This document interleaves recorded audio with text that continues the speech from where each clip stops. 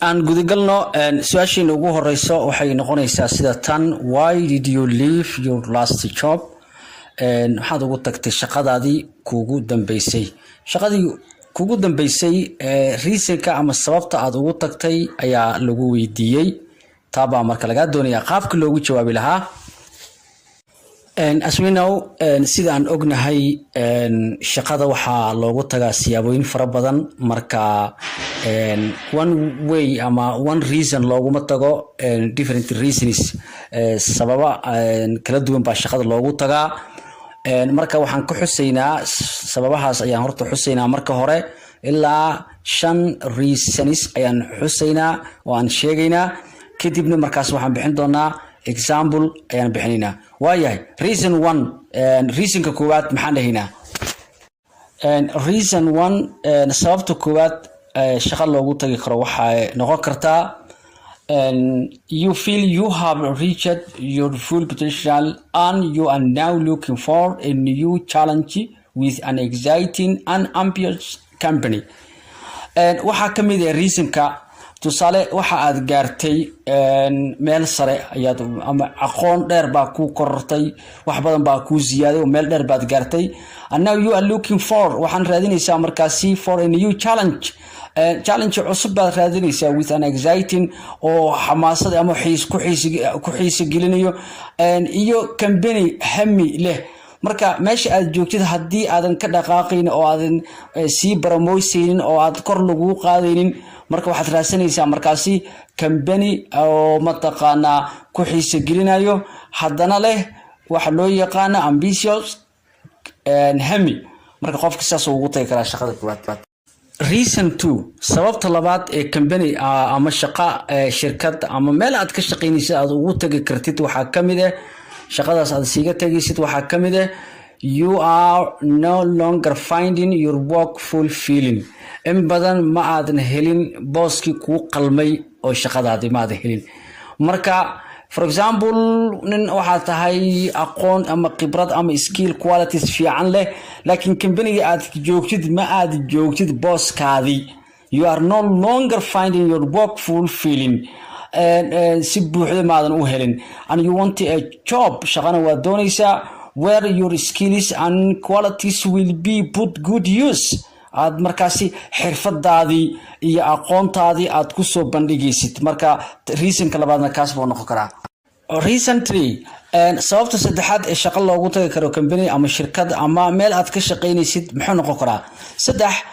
sababta saddexaad waxay noqon kartaa the company was going through restructure. companyga ayaaba u socdaba in oo burburo oo maaragtay waxa soo wajahay waxa loo yaqaano restructure, in oo dib u noqdo. structure-kiisa baxay wuxuu noqday restructure, dib u burbur baa soo galay, dhaqaale yar baa soo gashay, week waxa soo galay mataqaanaa inuu hoos u soo dego. marka haddii companyga hoos uu soo dego dhaqaalihiisana hoos bay u soo degayaan, marka aad siiga tagaysaa. marka waxa weeyaan the company was going through restructure, companygaaba hoos u socdo, marka waa siiga tagi kartaa. markaas maxay tahay sababta afraad ama reasonka reason 4 aad ugu tagi kartid shaqadaadii kuugu dambeysay aad siiga tagi kartid waxaa ka mid ah you wanted to work for a company where you will have more opportunities. waxaaba doonaysaaba company leh fursado fiican, dalacad ha noqoto, commission kale ha noqoto. mataqaanaa waxaa jira companyyaashu isku ma aha isku shuruudo ma ahan, isku qaab uma shaqeeyaan. marka mid fursad fiican leh ayaad heli kartaaba. marka waxaad leedahay you wanted to work for a company where you will have more opportunities. reasonkaasay noqon kartaa inaad companyga aad ugu tagtid fursad kale oo ka fiican inaad heshid. waa number 4. maxay tahay reasonka shanaad ama reasonka sababta shanaad aad companygaadii ama shirkadaadii ama meeshii aad ka shaqaynaysid aad ugu tagi kartid your last job sababta loogu tagi karo qaybta reasonka shanaad ee u dambeysay waxaan dhigi karnaa there was nothing else new to learn wax laga baranaya ma jirtaba waa la iska yimaadaa shaqada waa la iska wax kale faa'iido oo laga kororsanayo ma jirto sida baa dhigi kartaa there was nothing else new to learn sababtaas loogu tagi karaa intii hadda la soo sheegay shanta reason ma ahan shan jawaab ma ahan waxay ahaan sababaha loogu tagi karo company reason kan 1 ila reason 5 ayaa kamid ah sababaha shaqadii aad ugu dambeysay aad kaga tagi kartid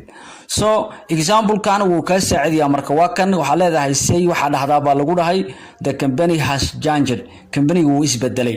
different direction dhinac buu isku bedelay dhaqaale ahaan and wishlist you are supportive of change waxa isbedelay xaqi dhaqaalaha ayaa isbedelay you felt waxa markaas adiga dareemaysa you wanted to go in a different direction dhan kale macnaha haduu companygii oo noqdo weak oo hoos u dhaco oo dhaqaalihiisa restructure ay ku dhaco adigana waxaad ka raadsanaysaa company kale oo fiican sidaas marka qofka ayaa markii lagu yiraahdo why did you leave your last job jawaabtan ayaa siinaysaa the company tan kaliya ma siinaysid laakiin shantii sababood mid kamid ah ayaa example koodi bixinaysaa inaad fahantay ayaan filayaa waxaan u gudbaynaa next question so this question is very important question ayadana waa su'aal muhiim ah I say common question waxay noqonaysaa why should we hire you maxay tahay sababta aan ku shaqaaleynayno why should we hire you why should we hire you sababta lagu shaqaaleynayo maxay tahay aan ku shaqaaleyna anaga marka this question is a common su'aashan waa su'aal aan ah to be asked during the interview time oo inta interviewga socdo oo la isweydiiyo and it has many different ways to answer it waxaan jirta qaabo fara badan oo loogu jawaabo marka anaga waxaan ka qaadanaynaa the best answer hadii lagu yiraahdo why should we hire you maxay tahay sababta aan ku shaqaaleynayno oo shaqadii aan ku siinayno maxay tahay this